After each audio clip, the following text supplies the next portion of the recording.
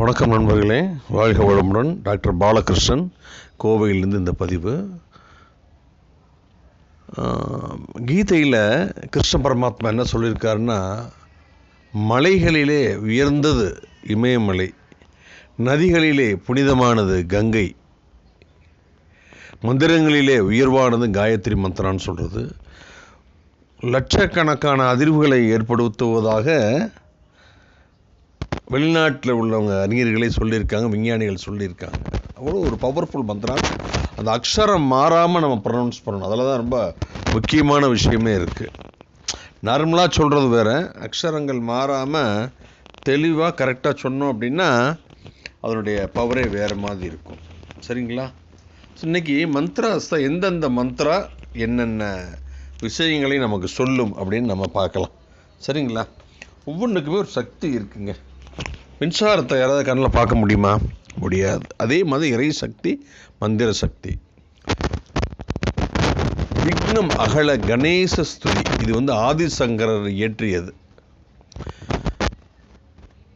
இதனுடைய பொருள் என்ன அப்படின்னா, எப்பொழுதும் குழந்தை வடிவாக இருந்தாலும் இடையூறாகிய மலையை பிளக்கும்படியான வலிமை உள்ளதும், பெரும் யானை முகத்துடன் இருந்த போதிலும் பரமேஸ்வரன் என்ற சிங்கத்தின் அபிமானத்தை பெற்றதும், பிரம்மா இந்திரன் முதலிய தேவர்களால் தேடத்தக்கதும், இந்த விதம் என்று கூற முடியாதும், கணேசன் என்ற பெயர் கொண்டதுமான அற்புத கல்யாணமூர்த்தி எனக்கு சம்பத்தை கொடுக்கட்டும்.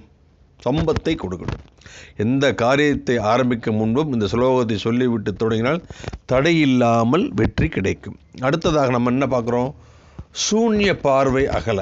இது சுப்பிரமணிய ஸ்துதி, ஆச்சாரியா சுவாமிகள் இயற்றியது. அவ்வளோ ஒரு அற்புதமான விஷயங்களை கொண்டது எல்லாமே. சரிங்களா?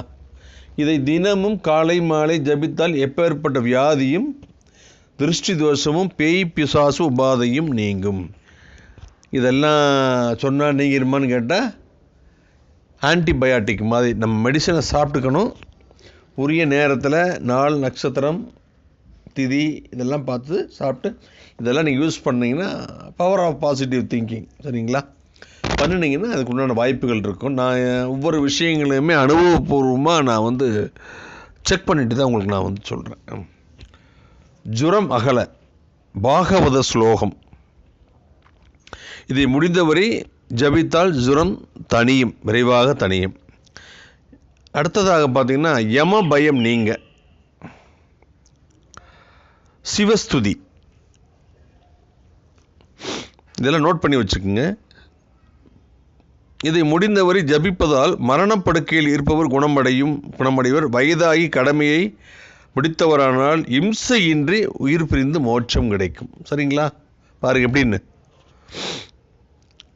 அடுத்ததாக நம்ம பார்க்குறது வறுமை அகல லக்ஷ்மி ஸ்துதி. இது ஆதிசங்கரர் அருளியது. இதை தினமும் முடிந்தவரை பாராயணம் செய்தால் செல்வம் சேரும். கல்வி வளர சக்தி ஸ்துதி, ஆதிசங்கரர் அருளியது. இது தினமும் இயன்றவரை பாராயணம் செய்ய திக்குவாய் விலகும். விபத்தில் முகவாதத்தில் பேச்சிறந்தவர்களுக்கு பேச்சு வரும்.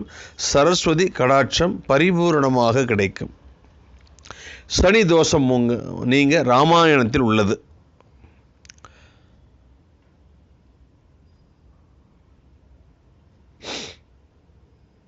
அடுத்ததாக துர்சொப்பனம் பலிக்காமல் இருக்க பிரம்மோத்திர புராணம். ஒரு கெட்ட சொப்பனம் வந்துடும், திடீர்னு நமக்கு பயந்துகிட்டே இருப்போம். அது பலிக்காமல் இருக்கிறோம்னா பிரம்மோத்திர புராணம் இருக்குது. இது தினமும் முடிந்தவரை பாராயணம் செய்தால் மேற்படி இன்னல்கள் நேராது. சீக்கிரம் விவாகம் நடக்க, சீக்கிரம் திருமணம் நடக்க தேவி ஸ்துதி.